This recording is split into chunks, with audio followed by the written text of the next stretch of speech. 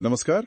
आज हम बात करेंगे मोना सरकार की किताब द सुप्रीम के बारे में, और खासतौर पर इसमें जो श्री मां के संगीत की शक्ति का जिक्र है उस पर। हमारे पास मोना सरकार के नोट्स हैं, किताब की भूमिका है और मां के साथ उनकी जो बातचीत हुई उसकी यादें हैं। तो हम इसी पर गहराई से बात करेंगे, खासकर संगीत का वो असर जो रूपांतरण ला सकता है। पर संगीत पर आए उससे पहले थोड़ा लेखक को जान ले। मोना सरकार वो कोई आम लेखक नहीं थे।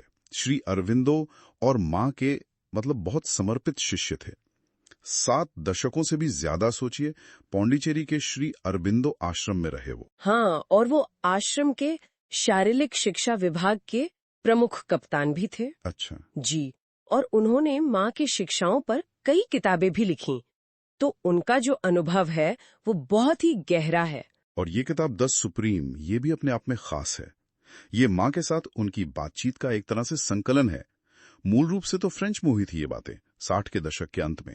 हाँ, और मोना सरकार ने इन्हें अपनी याददाश्त के आधार पर लिखा है। बिल्कुल। और ये याददाश्त वाली बात ये थोड़ी जरूरी है समझना।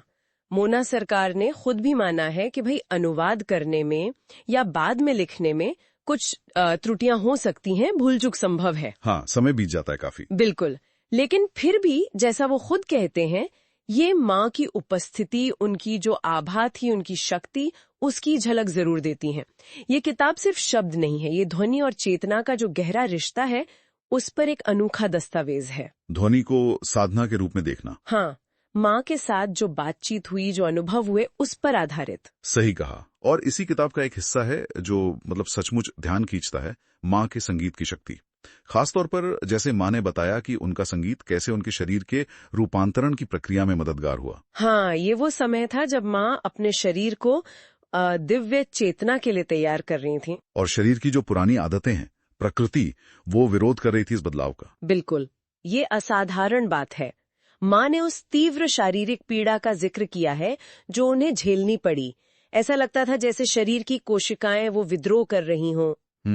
लेकिन फिर जैसा माँ ने बताया, जब उनका संगीत बजाया गया, उनके ही शब्दों में कहूं तो, at once within a minute the body became calm and the pain diminished considerably. 1 minute के अंदर। हाँ, the nerves became tranquil as if a balming effect spread over the body. फौरन शरीर शांत हो गया, दर्द काफी कम हो गया, नसें शांत हो गईं, जैसे कोई मरहम लग गया हो पूरे शरीर पर। बिल्कुल, ये तो रोंगटे खड़े करने वाली बात है। संगीत का ऐसा सीधा शारीरिक असर, ये किसी साधारण मनोरंजन या कला से तो बहुत ही आगे की चीज लगती है। हाँ हाँ। तो फिर माँ अपने संगीत को क्या समझती थी?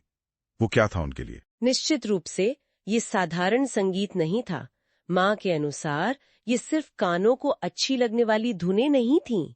ये वो थीं जो सीधे स्रोत से, जो आधी कंपन है, जो मूल ऊर्जा तरंगे हैं, उनको नीचे लाती थीं। अच्छा। उन्होंने कहा था, My music brings down the original vibration from the source.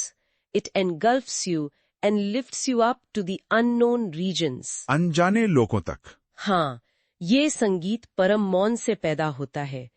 ये उस शक्ति से जुड़ा है जो ब्रह्मांड को संभाले हुए है, और इसमें चेतना को शुद्ध करने की शक्ति है। तो ये मनोरंजन नहीं बल्कि परिवर्तन लाने वाला संगीत था। बिल्कुल, शांति, मिठास और जो शाश्वत सत्य है उसका दरवाजा खोलने वाला। स्रोत से कंपन, अनजाने लोग, ये बातें बहुत गहरी हैं। तो फिर क्या इसका मतलब है कि इस संगीत को सुनने का, अनुभव करने का भी कोई खास तरीका है?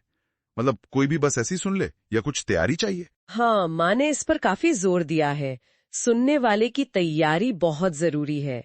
उनके शब्द थे, to better appreciate my music you must be as calm as possible. शांत होना। हाँ, calm and silent, the head empty, जितना हो सके शांत, तन से, मन से, विचारों से खाली सिर। विचारों से खाली सिर। जी, ये सिर्फ कानों से सुनना नहीं है, ये पूरी चेतना से ग्रहण करना है। एक तरह का समर्पण चाहिए। सिर खाली।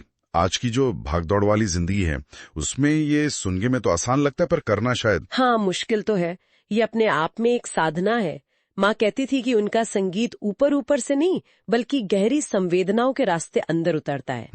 ये अंदर की बेचैनी, पीड़ा, जो शोर है, उसे शांत करता है और सुनने वाले को अनंत आनंद की ओर ले जा सकता है। अच्छा।